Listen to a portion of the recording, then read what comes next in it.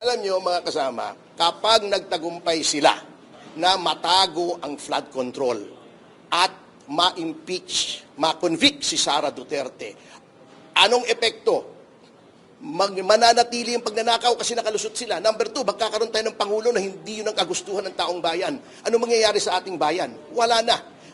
In 1 or 2 more generations, para na tayong Bangladesh, para na tayong Somalia, baka failed state na tayo, baka narco state na tayo kasi lahat ng mga iniimbestigahan noon for drugs, ayan na naman, nasa poder na naman. So, yan po ang pinaglalaban natin. Ano ba mapapala namin dito?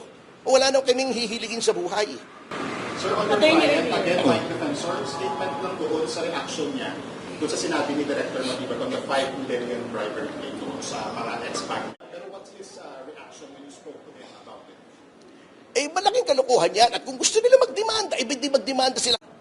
Ano bang tinatago nila? Ba't ayaw lang iharap? A person has the right to confront the witnesses against him. Hindi po dito sa NBI ang konfrontasyon na yon. Sapagkat ang NBI, not only is it not a court or a prosecution office, alam naman natin ang bias ng leadership ng NBI ngayon. Kaya kalokohan po ito. This is a sarsuela, drama lang po ito.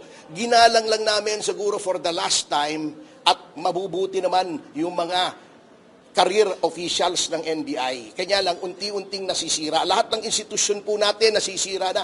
Ombudsman, sirang-sira na. DOJ, sirang-sira na. Pati NBI, sinira na nila. Pati Senado, ginugulo nila. Wala na po tayong matitirang institusyon kapag hindi po tayo tumindig at lumaban.